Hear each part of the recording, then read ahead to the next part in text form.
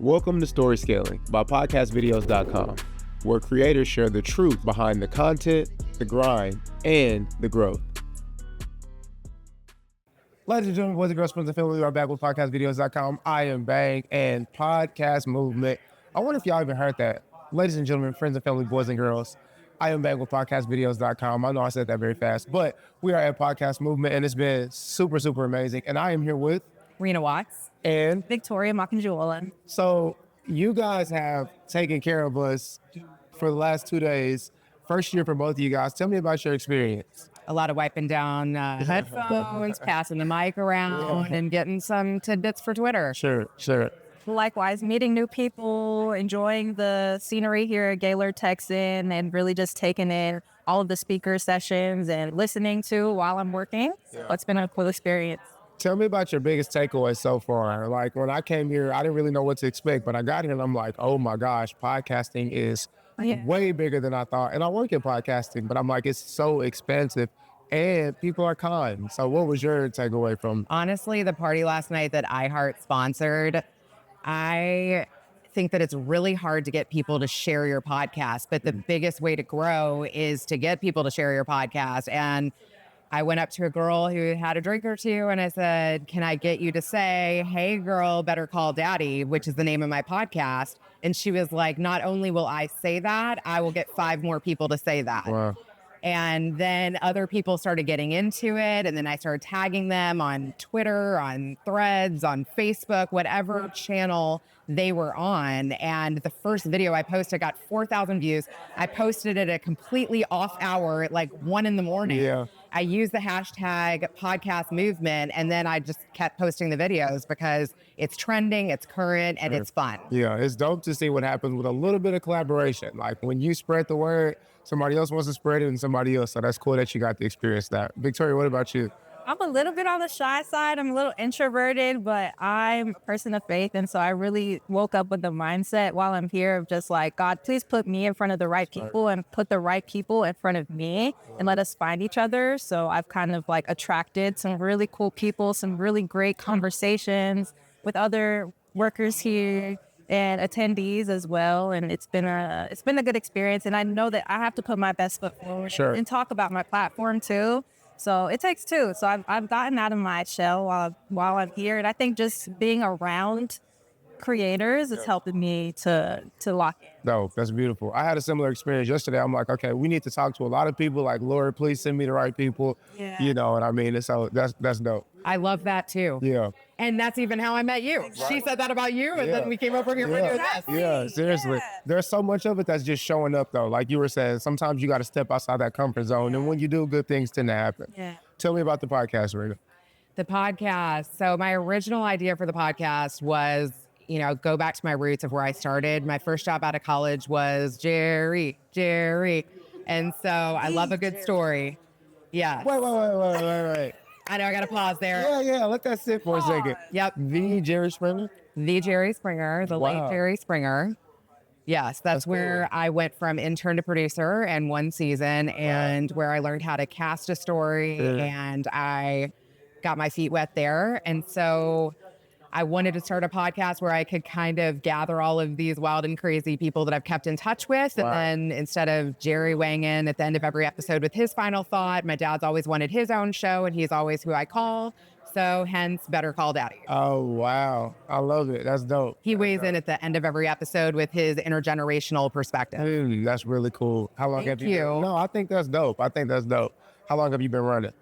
About 5 years. Oh my gosh. I've interviewed over 450 people. I got to interview Jerry Springer himself, which is episode 210, and it led me here. Wow. Yeah. I'm kind of like mind blown. Like I was too. I was too. When you think about the fact that 90% of podcasts don't see episode 3, and you've been doing this for 5 years, and you got 400 episodes, it's mind blowing. Congratulations. Thank you. Yeah, and kudos to you, Victoria. Let's talk about your pod.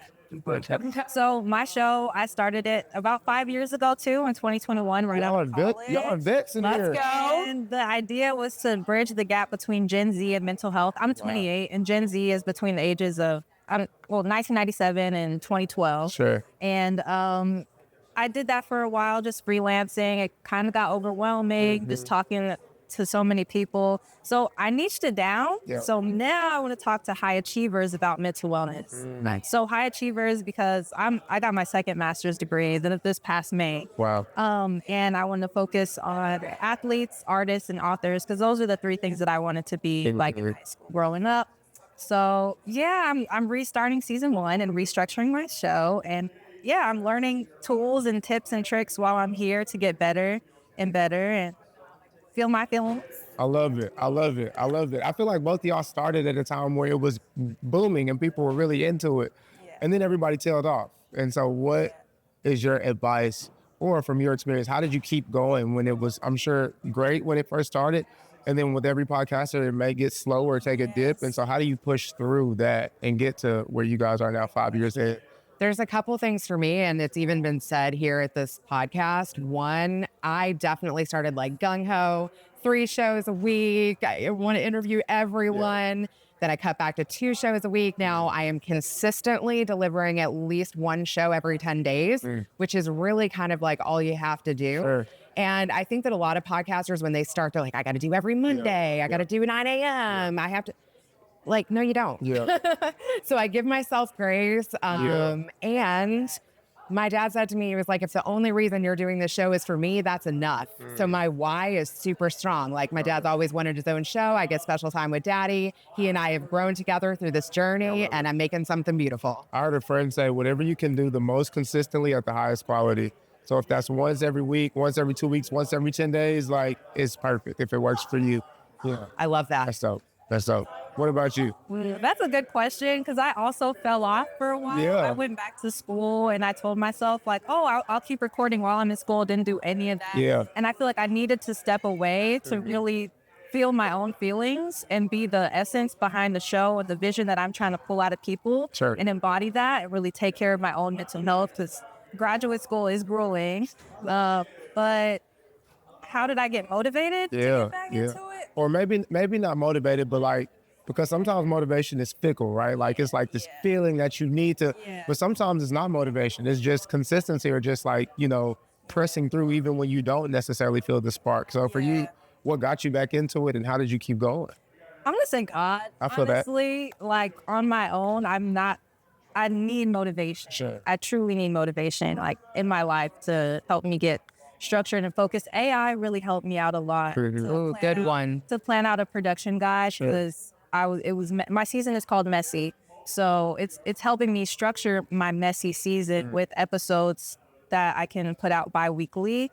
So yeah, it's helping me to get back into the flow of recording again. So Love it. Where can we follow along in the journey, the podcast, the socials? What do you got to plug? Like, now is just the shout out time. Put it all out there. Oh, that's so sweet of you. Thank you so much for having us. Y'all got some good stuff. I'm excited to tap in and see, and follow the journey. Seriously. Thank you. So Better Call Daddy is the website, bettercalldaddy.com. And then you can find me across all social at Reena Friedman Watts. That's Reena with 2 E's, Watts with 2 T's. Love it. And my show is called Feel Your Feelings, the podcast, with a Z instead of an S. And I'm on Instagram. My personal Instagram is as told by Victoria _. And my podcast is FYFZpod _. And you can follow me on YouTube as well. Will y'all join me again as a guest if in the future on my show? I'm down. We can switch maybe? Yeah, I'd be honored. Great. Perfect. Thank you guys. Thank you.